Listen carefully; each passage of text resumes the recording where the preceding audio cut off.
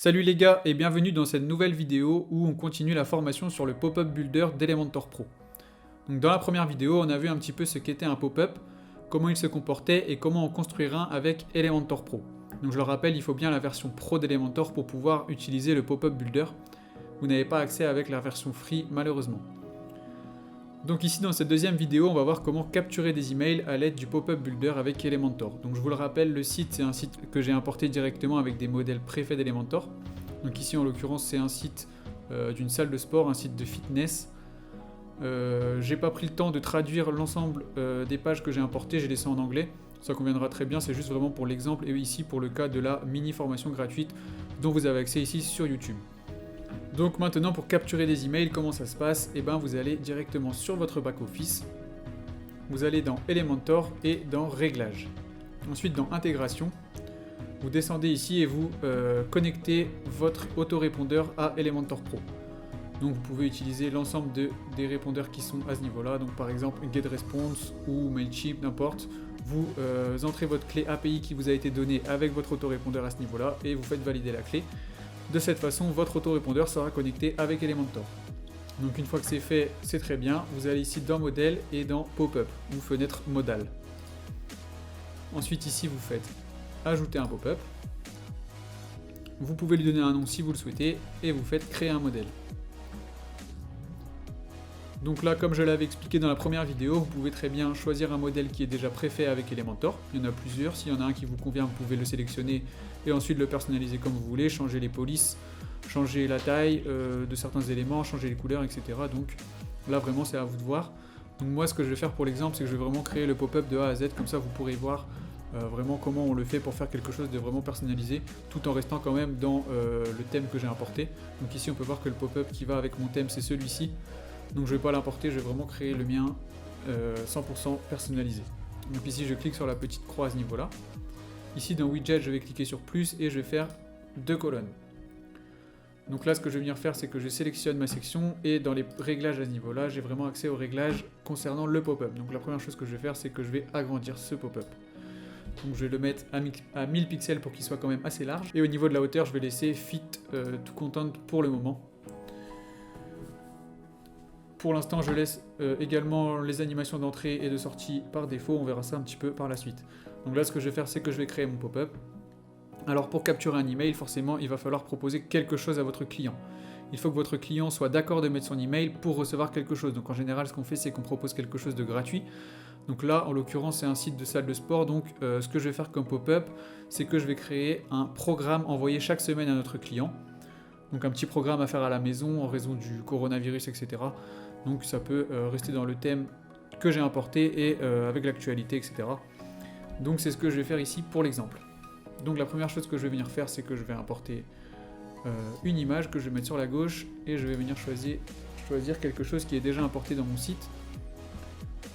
Je vais prendre cette image que j'aime bien. Et dans ma colonne de gauche, je vais donc ajouter un titre. Là, ici, je vais mettre « Recevez gratuitement votre programme à faire à la maison ».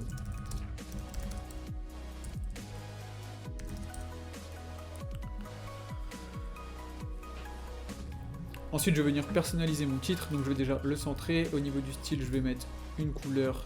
Je vais mettre quelque chose de jaune, je vais garder le même code couleur que mon thème. Donc le jaune, il me semble que c'est ça. Voilà, au niveau de la typographie, je sais plus ce que c'est dans le thème, donc là je vais mettre quelque chose de basique. Je vais mettre Montserrat.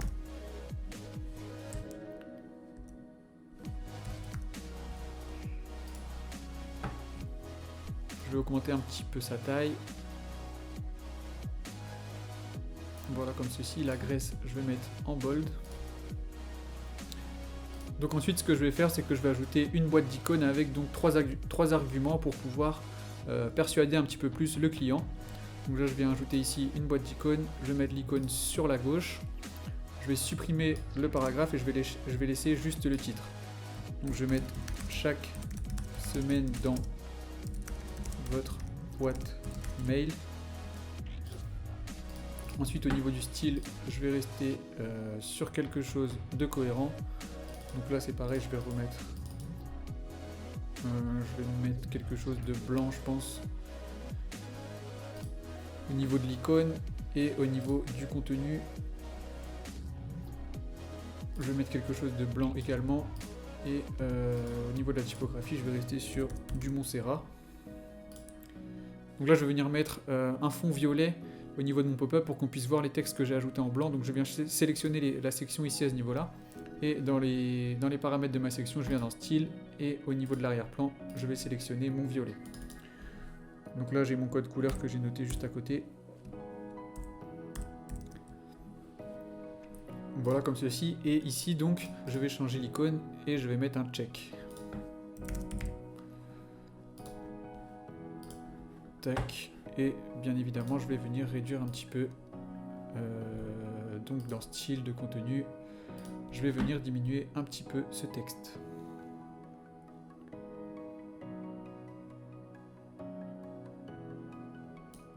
Voilà, je vais laisser 17. Donc ensuite, je vais venir dupliquer ici cette boîte d'icônes. Je vais mettre un nouveau titre et je vais mettre atteignez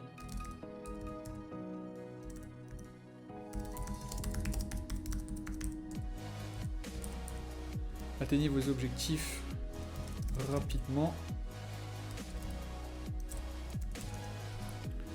Et je vais le dupliquer donc une troisième fois. Donc là je vais mettre continuer.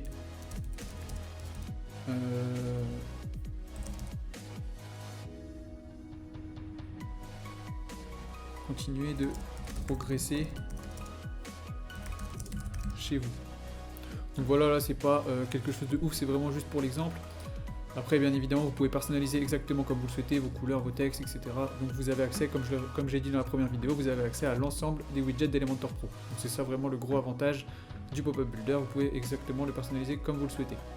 Donc une fois que c'est fait à ce niveau là, je vais venir ajouter le formulaire pour que le client puisse s'inscrire.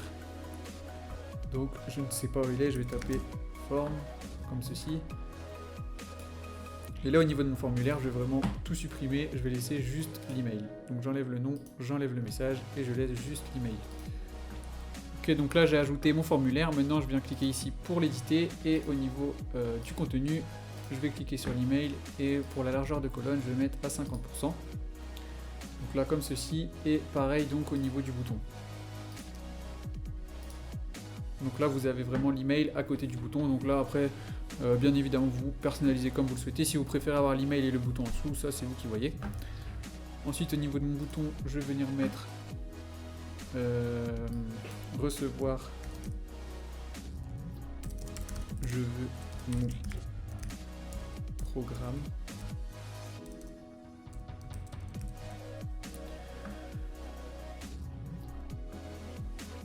Comme ceci, je vais venir donc changer la couleur, je vais mettre du jaune. Donc le même jaune qu'on a mis pour le titre, je vais le garder à ce niveau-là. Et le texte, je vais le mettre en violet. Donc couleur du texte. Et je récupère le code que j'ai noté. Donc voilà, là je trouve que c'est pas trop mal. Donc maintenant, une fois que c'est fait, je vais venir à ce niveau-là dans contenu. Et ici, dans Action After Submit, je peux ajouter redirection. Alors, où est-ce qu'il est? Redirect. Et là, vous pouvez créer une page de redirection. Et donc là, dans Redirect, vous sélectionnez donc le lien de votre page de redirection que vous avez créée avec Elementor Pro. Donc par exemple, merci d'avoir souscrit, vous allez recevoir prochainement votre e-book ou votre programme, etc. Donc là, voilà, ça c'est vraiment une option que je conseille, ça peut vraiment être pas mal. Donc si vous ne souhaitez pas ajouter une page de redirection et que vous souhaitez juste fermer le pop-up une fois que vous avez cliqué sur je veux mon programme, action après inscription et vous ajoutez ici pop-up. Et dans pop-up, vous ajoutez ici close pop-up. Donc là, quand la personne cliquera sur le bouton, ça va fermer le pop-up. Donc moi je vais supprimer cette option-là vu que j'ai mis l'option redirect. Et je vais venir ici donc ajouter l'autorépondeur. Donc par exemple, si vous travaillez avec MailerLite, vous venez choisir MailerLite. Vous allez ici dans MailerLite, ça aura reconnu automatiquement votre clé API. Dans les groupes, vous sélectionnez votre groupe que vous avez créé sur votre autorépondeur et comme ça l'email sera directement ajouté à cette liste. Donc voilà, là c'est vraiment quelque chose d'automatique et qui correspond parfaitement à votre autorépondeur que vous avez connecté au préalable, comme j'ai expliqué au début de cette vidéo, à Elementor Pro. Donc ensuite, votre programme, vous pouvez l'envoyer directement avec votre autorépondeur. Donc je ferai peut-être une vidéo à ce niveau-là, pourquoi pas. Mais donc voilà, vous avez vraiment comment créer votre pop-up pour capturer des emails. Maintenant, on va faire juste publier, on va voir comment ça se comporte au niveau de notre page. Donc là, on va faire publier. Il vous propose de choisir les conditions, donc là vous ajoutez les conditions de votre pop-up, vous pouvez mettre sur le site entier ou vous pouvez choisir par exemple juste de l'ajouter juste sur une seule page, juste sur un seul produit, etc. Donc là c'est vraiment personnalisable à 100%. Moi je vais laisser sur site entier, je trouve que c'est le plus adapté. Ensuite vous ajoutez vos triggers, donc là ça peut être sur le chargement de la page, donc par exemple au bout de 5 secondes, le pop-up va apparaître, par exemple. Donc, vous pouvez l'ajouter au scroll. Donc là, quand la personne scrolle vers le bas, au bout de 50% de la page, ça va montrer le pop-up. Donc là, vous pouvez personnaliser bien évidemment en mettant scroller vers le haut, vous pouvez changer le pourcentage. Donc là, vous voyez, vous avez vraiment énormément de choses. Je ne vais pas tout détailler ici. Vous pouvez faire au clic, par exemple, aussi s'il clique sur au bout de 50 clics, 20 clics, 5 clics, etc. Vous pouvez personnaliser comme vous voulez. Donc voilà, moi je vais laisser quelque chose de basique. Je vais mettre sur le chargement de la page au bout de 5 secondes. Donc ensuite je vais faire suivant et ici vous pouvez faire des réglages avancés. Donc vous pouvez par exemple mettre d'afficher le pop-up après tant de pages qui ont été vues par l'utilisateur, après tant de sessions, tant de connexions sur votre site, au bout de combien de fois, etc. Donc là c'est vraiment des choses avancées. Donc là je rentre pas dans les détails pour l'instant, je laisse vraiment mon pop-up qui va apparaître au bout de 5 secondes sur tout mon site. Donc là je fais save and close, là je suis donc sur mon site, si je le parcours comme ceci, voilà, ça fait 5 secondes et mon pop-up a apparu. Donc là, je peux rentrer mon email et ici cliquer et il sera directement ajouté à votre liste d'emails. Ensuite, si la personne ne veut pas, vous avez la petite croix que vous pouvez aussi ajouter ou non à votre pop-up. Donc ça, on le verra dans une prochaine vidéo. On va pas rentrer dans trop de détails à ce niveau-là. Donc je vous dis à bientôt dans la prochaine vidéo, sûrement la semaine prochaine. Et normalement, ce qui est prévu, c'est comment utiliser intelligemment le pop-up builder d'Elementor avec WooCommerce ou avec votre boutique en ligne sur comment faire des upsells, des cross-sells, etc. Donc on va voir tout ça la semaine prochaine. Ciao!